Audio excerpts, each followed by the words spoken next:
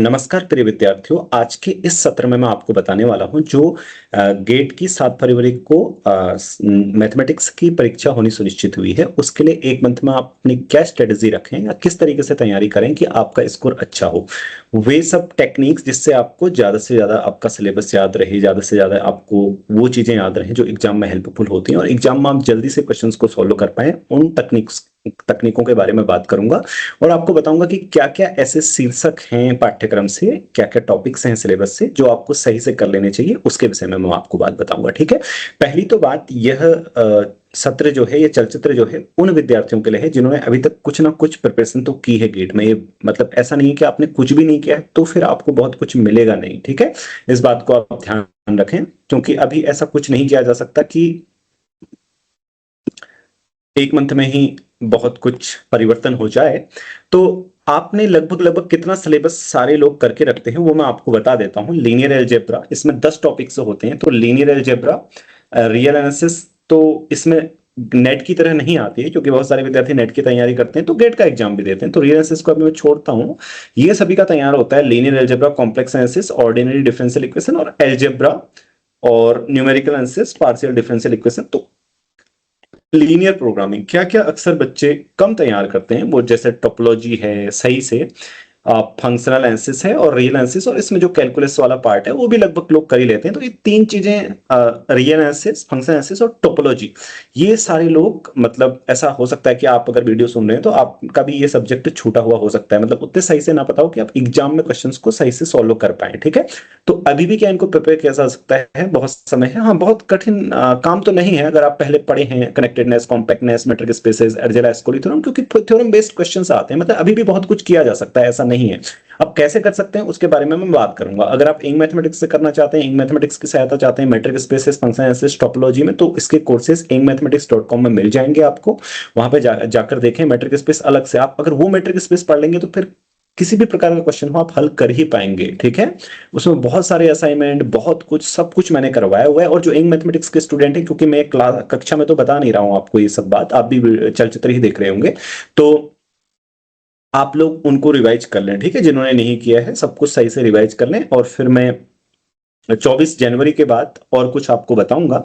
तो functional analysis के जो गेट ओरिएंटेड फंक्शनल एनालिसिस है वो मैं कुछ ही दिनों में पढ़ाने वाला हूं। मतलब फंक्शनल एनालिसिस की गेट में ही आपके कैसे काम आएगी, पर्टिकुलरली जो जो सिलेबस में टॉपिक्स दिए गए हैं। मतलब बहुत कुछ कम सीखते हुए भी ना अभी गेट में ऐसे क्वेश्चंस बहुत आते हैं जो उनके बेस पर, उनके आधार पर हल किए जा सकते हैं। अभी भी बहुत समय है फंक्शनल एनालिसिस और टोपोलॉजी इन सब चीजों के लिए। ठीक है, अगर आप इस टाइप के प्रॉब्लम सॉल्विंग जो सत्र हैं, मतलब जिनमें समस्या समाधान सत्र हैं, उनको भी ज्वाइन कर सकते हैं अगर अभी से चाहें तो। उसमें आपको एनबीएचएम का क्रैश कोर्स भी मिलेगा और गेट से संबंधित जो भी सत्र होंगे वो भी मिलेंगे। ठीक है, तो अब रही बात, मैं तो कहता हूं कि इन्हें अभी भी आप जितना कर सकते हैं कर लें, क्योंकि जैसे फंक्शन एनालिसिस है, ठीक है, अगर आपको नॉर्म वेक्टर स्पेस की जानकारी है, हैन बेनाक थ्योरम सीख लेना, ओपन मैपिंग थ्योरम क्या है, कम से कम स्टेटमेंट तो सीख लिए जाए उन सबके, है ना। अगर आपको और बहुत डीप नॉलेज नहीं है, क्योंकि कई बार डायरेक्ट क्वेश्चन आते हैं कि नॉर्म कैलकुलेट करो, रिप्रेजेंटेशन थ्योरम एंड ये प्रोजेक्शन का, बहुत एक दिन से ज्यादा नहीं लगता अर्जेला-एस्कोली थ्योरम का। मैं उन सबके लिए बात कर रहा हूं जिन्होंने ये नहीं किया है। जिन्होंने ये किया है उसके लिए मैं बाद में बात करता हूं। ठीक है, पूरे सिलेबस के बारे में क्या ऐसी चीज करनी है कि आपका स्कोर अच्छा हो, पहले मैं उनकी बात कर लूं जिन्होंने अभी नहीं किया है। क्या अभी भी यह सब किया जा सकता है? अभी क्या किया जा सकता है उसके विषय में मैं बात कर रहा हूं। यही किया जा सकता है कि कम से कम आपको स्टेटमेंट पता हो और उससे संबंधित थोड़े प्रश्नों को हल कर लो। उसमें बहुत समय नहीं लगेगा आपका, 1 महीने के अंदर किए जा सकते हैं। और मैंने क्या कहा, अगर आपको स्वयं ऐसे ना होता हो या आपको कहीं ऐसी स्थान ना मिलता हो जहां पर इस तरीके से हो, तो आप इंग मैथमेटिक्स में अवश्य इन दिनों संपर्क करके जान सकते हैं इस विषय में। ठीक है, और आगे बढ़ूं इसी चलचित्र में, एक चीज और आपसे शेयर करना चाहता हूं। ठीक है, इंटीग्रेटेड कोर्स के बारे में। इंटीग्रेटेड कोर्स हो रहा है इन मैथमेटिक्स में, जिसमें एडमिशन ओपन है। अगर आप चाहें तो एडमिशन ले सकते हैं। उसमें होता क्या है, NBHM, CSR NET, GATE, IIT JEE या मैथमेटिक्स का इंडिया में कोई भी एग्जाम हो, सीएमआई, एसआई या फिर कहीं बाहर भी हो, ठीक है, उसमें सारे सब्जेक्ट कवर होते हैं। Linear algebra, abstract algebra, complex analysis, real analysis, functional analysis, topology, applied mathematics, numerical analysis और जो भी है और भी बहुत कुछ। ठीक है, और इंटरव्यू प्रिपरेशन इवन, तो वो एक ही कोर्स में सब कुछ होता है अगर आप उसको ज्वाइन करना चाहते हैं। और ये सोच रहे हैं, क्योंकि बहुत सारे विद्यार्थी ऐसे होंगे कि यह भी विचार कर रहे होंगे कि एनबीएचएम की परीक्षा हो जाए और गेट की परीक्षा हो जाए उसके बाद हम करेंगे। नहीं, अगर आप अभी से करते हैं तो आपको एनबीएचएम का क्रैश कोर्स और गेट के भी बहुत सारे सत्र ज्वाइन करने को मिलेंगे और फिर आप अपनी प्रिपरेशन को आगे तैयार कर सकते हैं। और बाद में ऐसा हो सकता है, क्योंकि लिमिटेड सीट्स होती हैं, और बाद में ऐसा हो सकता है कि आपको एडमिशन ना मिले, ऐसा भी संभव है, क्योंकि अगर स्थान पूरे हो जाएंगे सारे विद्यार्थियों के तो फिर एडमिशन होना कठिन होगा। तो इसके बारे में ये मैं आपको बताता हूँ, और इसके विषय में और ज्यादा जानकारी पढ़ना चाहते हैं आप इंटीग्रेटेड कोर्स के बारे में, तो एंग मैथमेटिक्स के व्हाट्सएप में कांटेक्ट कर सकते हैं या पोस्ट टैब में जाकर सारी जानकारी देख सकते हैं। ठीक है, इसी कम्युनिटी पोस्ट में जाकर। चलिए हम फिर वापस आते हैं। मैंने जैसे कहा कि अभी भी बहुत कुछ सीखा जा सकता है, और अपने 10 मार्क्स से भी ग्रेड में बढ़ाना बहुत कुछ होता है, क्योंकि हो सकता है कि कोई इजी क्वेश्चन आया हो, रिप्रेजेंटेशन थ्योरम का डायरेक्ट हो, हेनमैन थ्योरम का डायरेक्ट हो, ओपन मैपिंग थ्योरम का डायरेक्ट हो, है ना, तो डायरेक्ट क्वेश्चन वो आपको अंक क्या मिल जाएंगे, मुफ्त के ही मिल जाएंगे, ऐसा समझिए। ठीक है, और टोपोलॉजी में भी बहुत सारी ऐसी चीजें हैं जो अभी भी सीखी जाती हैं। तो मेन अभी जो पहला मेरा आपको क्या है सजेशन है, वो यह है, सलाह है कि ये पूरा सिलेबस में से ज्यादा शीर्षक आप टॉपिक वाइज की, भाई जैसे मान लीजिए अलजेब्रा है, जैसे ऑर्डिनरी डिफरेंशियल इक्वेशन है, इसमें लिखा है स्टर्न लियोविलेज आइगन वैल्यूज प्रॉब्लम, उसको ही पर्टिकुलरली सही से सीख लें और उसके क्वेश्चन प्रैक्टिस कर लें। ऐसा सभी में करें, पहले ये बुक्स से कर लें जहां जहां पे आपको टॉपिक मिले, उसके बाद क्या करना है। ये सिलेबस की बात खत्म हो गई, ठीक है, कि आपको सिलेबस आता है। अब आते हैं, अगर आपका सिलेबस पूरा है, ये मत समझ लीजिए कि ग्रेड में अच्छा स्कोर हो जाएगा। अभी क्या चाहिए, क्योंकि इतना बड़ा पाठ्यक्रम है,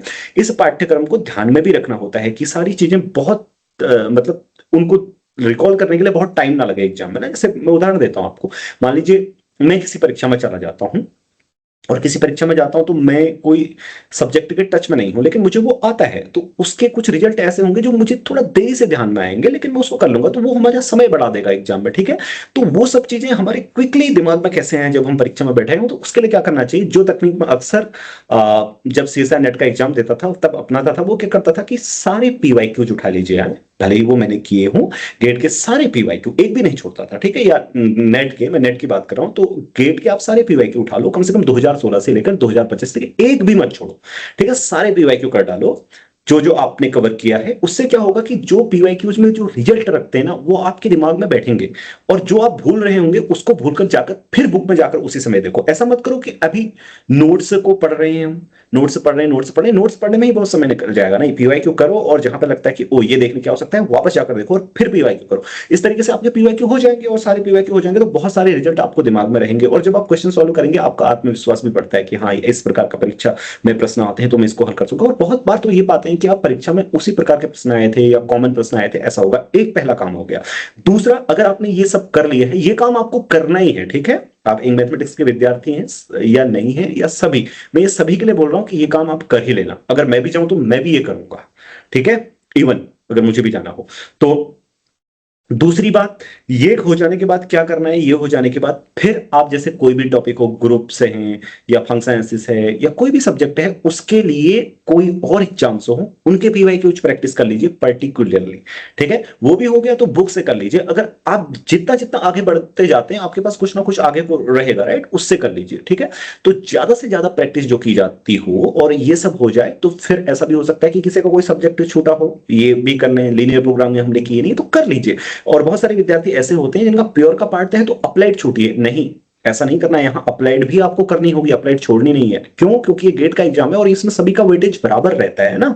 ऐसा तो है नहीं कि सीएसआई नेट का एग्जाम है कि प्योर से ही हम 150 नंबर ले आएंगे, बहुत बड़ी बात नहीं है। नहीं, इसमें सभी का वेटेज बराबर रहेगा। अगर आप सभी जितना ज्यादा सिलेबस करेंगे, जितना ज्यादा पाठ्यक्रम करेंगे, उतना लाभदायी आपके लिए होगा। क्योंकि आपके हो सकता है कि अप्लाइड में कोई बहुत इजी प्रश्न आया हो सकता है ना ऐसा, और वो आपको आते ही ना हो, और उसके अंक आपको कम समय में मिल सकते थे, वो आपको नहीं मिलेंगे। लेकिन उसकी जगह पे आप दूसरे किसी सब्जेक्ट का जो कठिन हो उस पर अपना समय व्यय करेंगे, तो समय का भी तो खेल है ना गेट का एग्जाम। इसलिए ज्यादा से ज्यादा सिलेबस करो। ठीक है, बस इतनी ही स्ट्रेटेजी है गेट के एग्जाम की। और इसके लिए कोई बहुत मॉक्स देने की मुझे नहीं लगता आवश्यकता है गेट के एग्जाम के लिए। बस गेट का एग्जाम उतना कठिन नहीं होता है, ये आप भी जानते हैं। 25 मेरिट जाती है, बस आपको 40-50 अगर स्कोर करते हैं तो आपका डिसेंट स्कोर है, आपकी रैंक भी अच्छी आ जाती है, स्कोर भी अच्छे आ जाते हैं। तो आप ऐसे सोचिए कि कैलकुलेशन में ज्यादा मिस्टेक ना हो, कैसे ज्यादा से ज्यादा करें। एक बार पीछे परीक्षाओं के पैटर्न देखेंगे तो आपको ये समझ में बातें आ जाएंगी। और इतनी ही स्ट्रेटेजी मेरे को आपको बतानी थी कि आप ये सब कर लें। और फिर भी अगर आपके कोई प्रश्न शेष बच जाते हों और आप चाहते हो कि सर ऐसा है, हो सकता है मैंने उसका उत्तर ना दिया हो इसमें, लेकिन आपके मन में वो संदेह हो कि सर ऐसा होगा तो क्या हो, शंका हो, प्रश्न हो, तो उसके विषय में अवश्य नीचे टिप्पणी करें और मुझसे पूछें। ठीक है, मैं स्वयं ही उसका उत्तर दूंगा और आपको बताऊंगा कि इस तरीके से ऐसा ऐसा करना चाहिए। और अंत में जाते वक्त एक बात और बता देता हूं जो मैं बताना भूल गया। हो सकता है कि क्या मैं बताना चाहता था वो मैं बताता हूं कि गेट के पीवाईक्यू सारे सॉल्व कर लें। अब सारे पीवाईक्यूज आपको आएंगे नहीं, हो सकता है ना, नहीं आए, आए भी तो कुछ टेक्निक्स मैंने बहुत अच्छी बताई हो सकती हैं, उसके लिए गेट की प्लेलिस्ट हैं। यहाँ इधर क्लिक करेंगे ना, ऊपर देखेंगे तो गेट की प्लेलिस्ट आ रही हैं, या नीचे इसी चलचित्र के विवरण में डिस्क्रिप्शन में देखेंगे तो आप पाएंगे कि लिंक दी गई है प्लेलिस्ट की। उन प्लेलिस्ट में जाकर एक एक सॉल्यूशन सही से किया गया है, और कुछ ही दिनों में 2025 के सारे सॉल्यूशन मैं करके दे दूंगा, और वहां 2025 की प्लेलिस्ट भी अपलोड हो जाएगी। ठीक है, उनको जाकर देखिए, एक एक में कमेंट कीजिए, बताइए अगर कोई समस्या आ रही है, कुछ आपको समझ में आए, मतलब ना आए तो उसके बारे में पूछो। ठीक है, वो सब कर लीजिए, मैं अपनी तरफ से इतनी आपकी सहायता कर सकता हूं। देखो, सारी प्लेलिस्ट को देखने के लिए आपको क्या चाहिए होगा, एक मेंबरशिप लेनी होगी आपको 159 रुपीज की एक मंथ के लिए, और उसमें केवल गेट के अतिरिक्त तो और भी बहुत कुछ आप देख सकेंगे। ठीक है, चलिए, आपसे इस वीडियो में इतना ही कहना था। नमस्कार।